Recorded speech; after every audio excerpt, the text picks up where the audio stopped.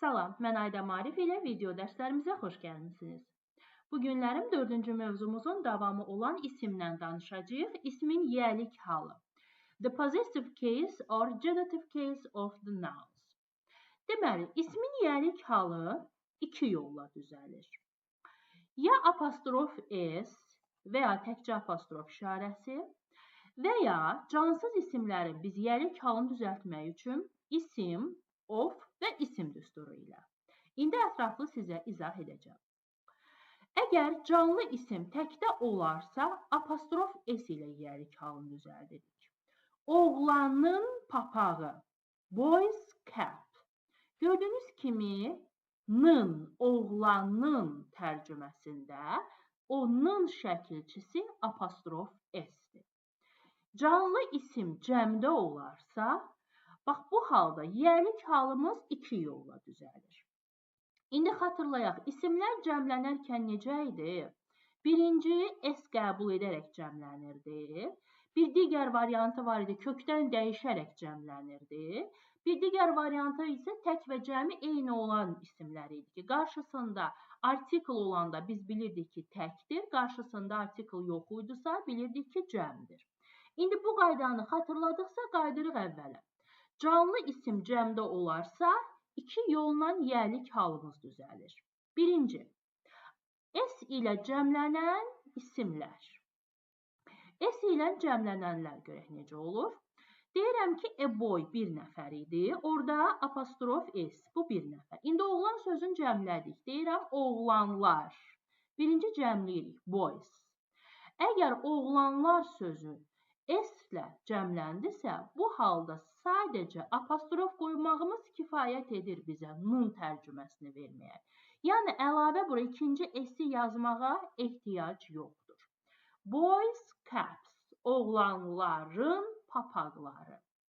Deməli, canlı isim cəmdə olanda s ilə cəmlənirsə, təkcə apostrof işarəsi bizə kömək edir. İndi kökdən dəyişərək cəmlənən isimlərimiz necədir? Kökdən dəyişəndə s-dən istifadə olunmur ki. Child's toy, bu hələ təkdir. Bir uşağın oyuncağı. Tək olanlarla necə idi? Apostrof s idi. İndi kökdən dəyişdi. Children's toy. Bəli, kökdən dəyişəndə də s istifadə olunmadığına görə, demək kökdən dəyişənlərdə də ikinci s bizim gözümüzü yormayacaq. Ona görə biz çox rahatlıqla ikinci s-i olmadığına görə apostrof s yaza bilərik. Bir daha ümumiləşdiririk. Deməli, birinci halda canlı isim təkdə olanda apostrof s. Canlı isim cəmdə olanda s vasitəsi ilə cəmlənəndə təkcə apostrof. Kökdən dəyişən isimlərdə apostrof s. Tək və cəmi eyni olan isimlərdə də apostrof s. A sheep's wool, qoyunun yunu. Sheep's wool, qoyunların yunları. Burada wool'u cəmləmirəm, çünki wool sayılmır, o cəmlənə bilməz. İndi uşaqlar, yalnız bir dənəsində təkcə apostrof oldu. O hansıdır? İsim s ilə cəmlənərsə. İsim s ilə cəmlənərsə, yəni ki, larlər şəkilçisi s olarsa, ikinci s-ə ehtiyac duymuruq da, yəni gözümüzü yormasın ikinci s. Qalan bütün hallarda isim tək olanda da apostrof s-dir, isim kökdən dəyişərlər, cəmlənərsə də apostrof s-dir, tək və cəmi eyni olan isimlərdə də apostrof s-dir. Yalnız bir halda təkcə apostrofu qoyuruq, o isim s-lə cəmlənərsə. Deməli, ikinci s-i yazmırıq, çünki gözümüzü yormasın deyə. Bax, bu. Yalnız bir halda təkcə apostrof işarəsi bizə yiyəlik halı xatırladır. İndi təkcə bir neçə nümunələrlə sizə daha yaxşı izah edim. Misal üçün, girl sözü qız. Qız təkdədir. İndi deyirəm, qızın şlyapası. Burada qız bir nəfərdir. Girl's hat. Bu bir qızdır. İndi isə qızı cəmləyirik. Qızların, girls. Görürsünüz, birinci lar. Qızlar. Girls, qızların. Bax, bu gördüyünüz nındır. Qızların şlyapaları, hats. Deməli, şəkilçiləri uşaqlar bir-birindən mütləq ayırın. Birinci gördüyünüz s, lar şəkilçisidir. Artıq bu halda ikinci S-i yazmağa ehtiyac yoxdur. Burada yəlik halı biz sadəcə apostrof işarəsi ilə düzəldirik. Nın, qızların şlyapaları. İndi bir digər nümunə ilə də yazım. Keçək bir digər nümunəmizə. Misal üçün, deyək, oğlan sözünü yazaq. Bayaqki nümunəmizdə ən sadə sözlərlə nümunəni izah edim. Boy oğlan, oğlanın qələmi bir nəfərdir. Boys pen, bu birdir. İndi oğlanlar, birinci oğlanlar sözünü quraşdırırıq. Boys, indi oğlanlar cəmdədirmi? Apostrof işarəsini qoyduq. Da ikinci S yazmağa ehtiyacımız yoxdur. Boys pens, oğlanların qələmləri. Bax, yəlik hal oğlanların dediyimiz, bax bu. Bu gördüyünüz S isə burada lardır. Oğlanların qələmləri. Bax, bu isə oğlanın qələmi. Bax, bunun özü birlikdə nın idi. Deməli, bu təkdir, bu isə cəmdir. Buradan nə nəticəyə gəldik? Tək olanda apostrof S, əgər isim S ilə cəmlənirsə, təkcə apostrof işarəsi bizə kifayət edir. Və kökdən dəyişən isimlərə gələk. Kökdən dəyişən isimlərdə hər hansısa bir, belə deyim, nüans yoxdur. Orada sadəcə apostrof S qoymağımız bizə kifayət edir. Misal üçün, sadə bir sözləmizdən başlayaq. Misal üçün, kişinin a man's bir dənə kişidir. A man's hat bir dənə kişi. İndi cəmləyirəm, kişilərin deyirəm. Men's hats. Gördünüz, kökdən dəyişənlərdə apostrof S bütün isimlərə tətbiq edə bilərsiniz.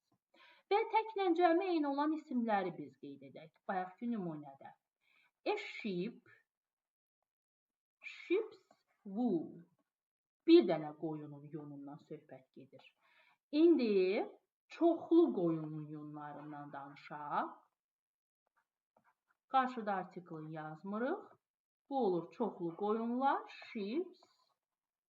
Wool'u cəmləmirik çünki sayılmış sheep's wool.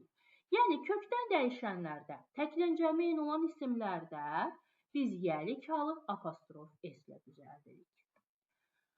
Belə. Sonra keçdik. Apostrof S-dən sonra mütləq uşaqlar isim gəlməlidir. Apostrof S isim düsturu. Misal üçün, Ayta's photo, Aytənin şəkli. Apostrof S-dən sonra ola bilər ki, sifət gəlsin, amma mütləq sonra yenə isim o cümlədə, o sözdə iştirak etməlidir. Apostrof S üstəgəl isim, üstəgəl sifət, üstəgəl isim mütləq olmalıdır. Yəni, apostrof S üstəgəl sifət, üstəgəl isim, isimi unutmayın. Yəlik hal isimlə düzəldirsiniz. Ayta's old photo, Aytənin köhnə şəkli. Qalan başqa hallarda cümlədə gördüyünüz apostrof S izin qısaldılmış ola bilər. Gördüyünüz nümunə. She's a doctor. Has'in qısaldılmış ola bilər. He's got a bag. As'ın qısaldılmış ola bilər. Let us go. Yəni, ona görə hər gördüyünüz apostrof S-ə yəlik hal deməyin. Buradakılar da apostrof S-dir. Apostrof S yəlik hal olması üçün özündən sonra ya isim gəlməlidir, ya da ki, sifət, amma ondan sonra mütləq yenə isim gəlməlidir. Baxın, gördüyünüz foto sözü. Sonra, qeyd ikini sizi izah edim. Uşaqlar, dünəndən bir dənə idi. Bugündən də bir dənədir. Sabahdan da bir dənə olacaq inşallah. Yəni, bu sözləri heç vaxt cəmləyə bilmərik. Ona görə bu sözlərin yəlik halı apostrof S-dən düzələcək. Today's news, bugünün xəbərləri. Tomorrow's news, sabahın xəbərləri. Yesterday's news, dünənin xəbərləri. Yəni, bu sözləri harada gördünüzsə, bu sözləri apostrof S-lə düzəldirsiniz. Yer kürəsi, günəş, ay, dünya, bu sözlərdə bir dənədir. Bu sözləri də biz apostrof S ilə düzəldirik. The sun's rays, günəşin şüaları. Unutmayın, ray sözü, yəni şüa sayılan isimdir və cəmlənə bilər. Qeyd 3-ə diqqət edirik. Yəlik halın qarşısında EN artiklı gələrsə, EN bilirik nəyi bildirir? Təkliyi bildirir. Bu halda apostrof S bizə işlənəcək. An hour's work, bir saatlıq iş. Yelik halın qarşısında birdən böyük miqdar sayı gələrsə, bu zaman, yəni çoxluq bildirir, müəyyən çoxlu saatdır. Misal üçün, 2 hours deyək, 2 hours work. Bu zaman birinci S yazılacaq, yəni cəmləyirsiniz, sonra apostrofu qoyursunuz. Misal üçün, aşağıdakı qeyd 4-ə baxaq. Bu sözlərdə home, shop və office sözləri əvvəllər işlənib, lakin hal-hazırda işlənmir. Azərbaycan dilində yerlik kimi tərcümə olunsa da, ingilis dilində bu sözlər yiyəlik hal hesab olunur. At my uncle's, at my aunt's, əmim gildə. Yəni, açılış tərcüməsi belədir, əmim gilin evində, belə. Bu sözləri də burada WhatsApp-la mənə əlaqə saxlayaraq ödənişli şəkildə PDF-i sizə göndərə bilərəm. Öyrənirsiniz bu sözləri. Sonra, ortaqlı isimlərin yiyəlik halından danışırıq. Əgər bir isim cümlədə 2 və daha çox adama eyni anda məxsus olarsa, yəni ortaqlı yiyəlik hal olarsa, bu halda yiyəlik hal şəkilçisi sonuncu şəxsə artırılır. Yəni, bu apostrof S sonuncu şəxsə artırılır. Bu zaman isim də, xəbər də cümlədə tək olur. Nümunəyə fikir verək. Leyla and Ayten's book is here. İsimimiz nədir? Kitab. Deməli, kitab bir dənədir. Bir dənə apostrof S var. O apostrof S ikinci ismə artırılır. Bir dənə S varsa, bir dənə isim olmalıdır və cümlənin xəbəri də tək olmalıdır. Heç bir zaman unutmayın, birinci ismə artırılıb da ikinci ismə artırılmamaq olmaz. Deməli, bir dənə apostrof S var, tək isim olmalıdır, ortaqlıdır və cümlənin xəbəri də tək olmalıdır. Unutmayın, bədən üzvləri ortaqlı ola bilməz. Yəni, deyə bilmərik, Leyla and Ayten's hand. Belə çıxar ki, yəni Leyla and Aytenin bir dənə əli var. Yuxarıda ortaqlı nə demək idi? Yəni, Leyla və Aytenin bir kitabı var. Tutaq ki, bir ingilis dilində lüğət kitabı var. O lüğətdən Leyla da Aytəndə istifadə eləyir. Yəni, niyə bədən üzvləri ortaqlı ola bilməz? Yəni, belə çıxır ki, Leyla ilə Aytənin bir dənə əli var. Ona görə heç bir zaman bədən üzvləri ortaqlı ola bilməz. Əgər isim adı çəkilənlərin hər birinə aiddirsə, yəni ortaqlı deyilsə, yiyəlik hal şəkilçisi apostrof S hər bir şəxsə artırılır. Necə deyərlər? Hərənin öz apostrof S-i var, hərənin öz əşyası var. Bu zaman isim də, xəbər də cümlədə cəm olur. Hərənin öz apostrof S-i var, hərənin öz əşyası var, xəbər də cəmdədir. Leylanın kitabı da var, Aytənin də kitabı var. Yəni, bir kitab, iki kitab. Kitab sözünü təbii ki, cəmlədik, çünki artıq hərənin öz lüğət kitabı var, 2 dənə lüğət kitabı var və cümlənin xəbəri də cəmdədir. Deməli, bunu qısaca belə yadda saxlayırsınız. Bir apostrof S varsa bir kitab var, yəni bir əşya var, belə deyim. Hərənin öz apostrof S-i varsa öz əşyası var, əşyalar da cəmdə olmalıdır. Bu, əgər 2 dənə apostrof S varsa ortaqlı deyil, bir dənə apostrof S varsa ortaqlıdır. Ad və soyadların yiyəlik halından söhbət düşəndə isə, əgər ad və soyadların qarşısında cənab və xanım sözləri varsa, yiyəlik hal apostrof S ilə düzəlir. Çünki bu bir nəfəri bildirir. Baxın, bu düsturu unutmayın. Mrs. Brown's car. Görürsünüz? Mr. Ali's house. Əgər ad və soyadların qarşısında the article varsa, o zaman ailəni bildirir. Ailə cəmlikdir, çoxluqdur.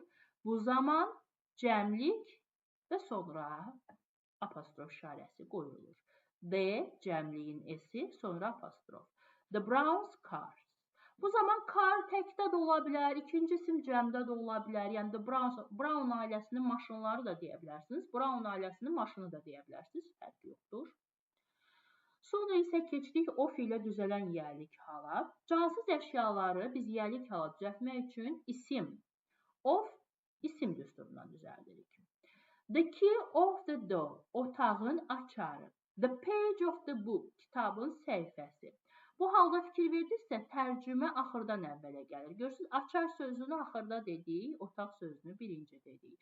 Page sözünü axırda tərcümə elədik, kitab sözünü əvvəldə tərcümə etdik. Çarpaz tərcümə deyilir buna. Yəni, of sözü ilə düzələndə yiyəlik halda axırdan əvvələ tərcümə olunur. The key of the door, otağın açarı.